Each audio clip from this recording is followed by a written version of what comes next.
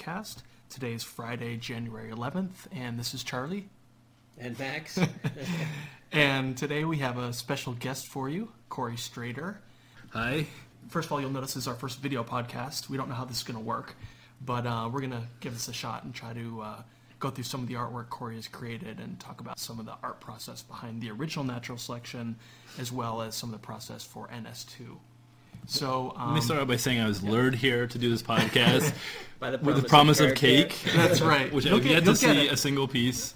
You will get it. You can see it, right? The cake is not a lie. 3/4 of a right carrot cake. You just eat it now, my mouth full. There you go. It's only if you do a good job. So I guess the first thing we're going to talk about is the original art vision for natural selection, which has actually evolved quite a bit. We went through a bunch of different art visions, all basically over the course of one dinner, I believe, back in Boston. And we talked about a few different themes. One of them was, I'm reading through here, technology to flesh, and which actually is a theme that made it to natural selection. Sorry, it meant like on the marine side it was technological, and on the alien side it was fleshological.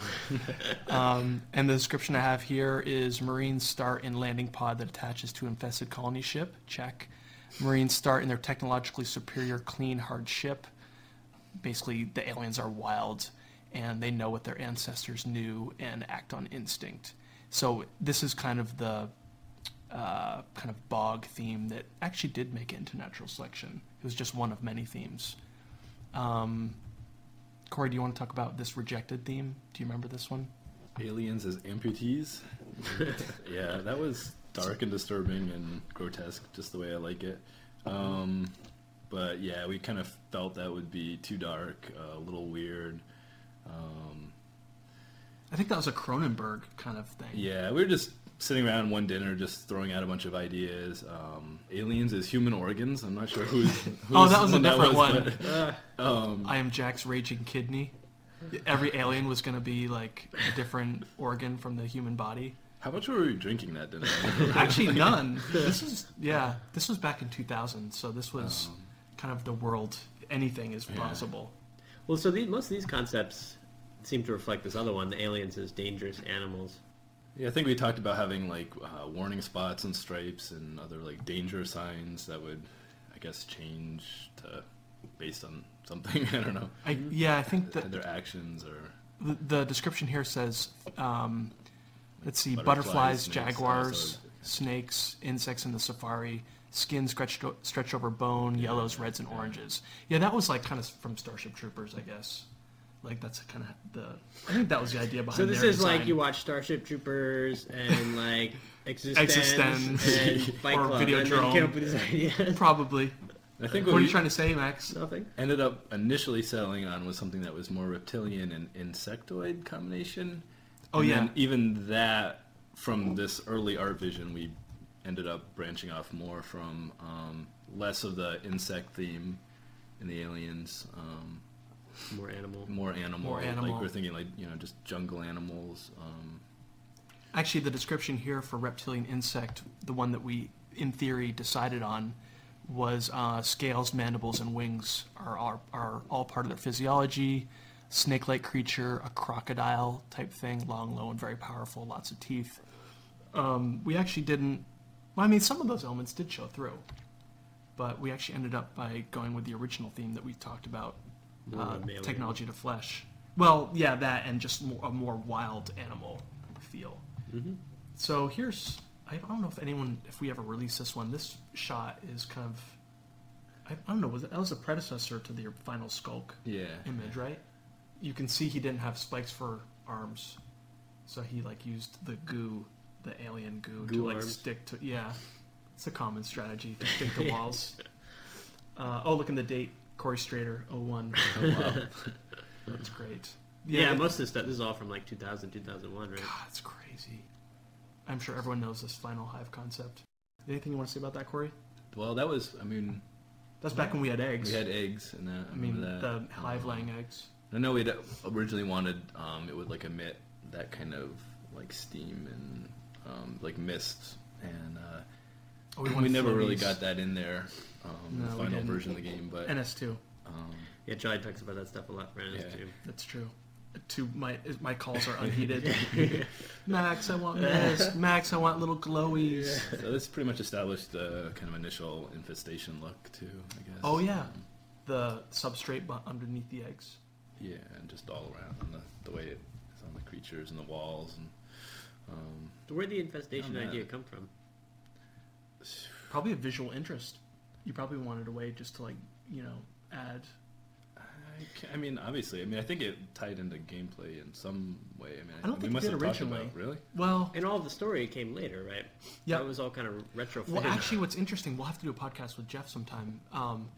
But actually, Jeff did his writing hand in hand with the game design. We would go to cafes all the time, and I would tell him like, "Oh, this is a new ability in the aliens. The aliens have in this build," and he'd say, "Oh, click, click, click. Let me retrofit the story to fit that." Right. And then he'd come up with an idea, and then I would take his ideas and put it into the game and go back and forth.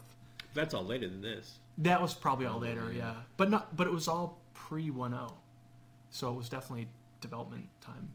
But Jeff is really good because he doesn't. He's able to pretty much manufacture a fiction no matter what the constraints are, and Corey is good like that too. Yeah, I guess that was close to final version of the Gorge, but obviously you can see we made some changes there. Ovipositor. Exact, good word. Mm-hmm. Yeah, that was. I'm not sure why that was removed, or why we didn't go that way, but it's just a pain. I think we didn't want to animate the ovipositor. It's probably be a lot more informative if we could actually remember all that stuff from the original NS. One of the things I'm going to do this why time we made around. the decisions. Yeah, I'm going to keep a journal of all the decisions that I made that's a because good I don't idea. remember why we made most of our decisions. Here's the final gorge concept, which is pretty true, I think, to the final model. Yeah, it's probably the most reptilian of the Oh yeah, that's true. of the aliens. So here is an early shot of, this is something Corey mocked up in 3D Studio Max for what the levels might look like, or just What's this? what I guess a loading dock might look like in the natural section world. This is so ancient. Yeah, these are just really quick, rough, basic, models. Just slapping some quick textures on them, just to kind of get a sense for, to see the tiling textures, how they would look, and kind of a look we were going for, lighting, things like that. I think lighting was a big test here. Yeah. It's so crude looking back on it now. It's a pretty useful technique, I think.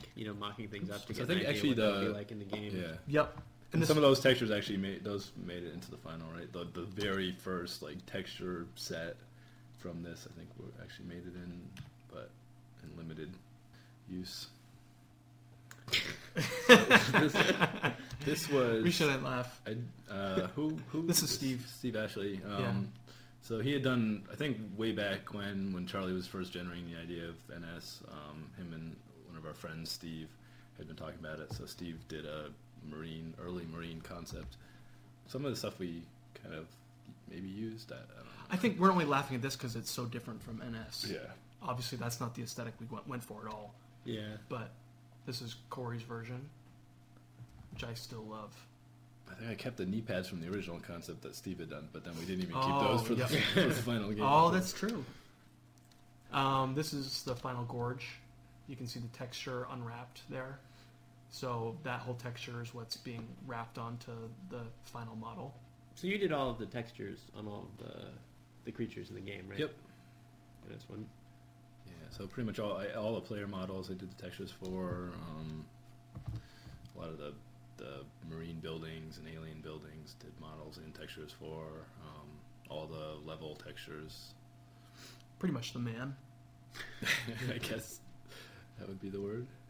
We're really just trying to give you an idea of, A, the art direction behind natural selection, but B, kind of the process behind pre-visualization and then concepting and then building the actual game assets.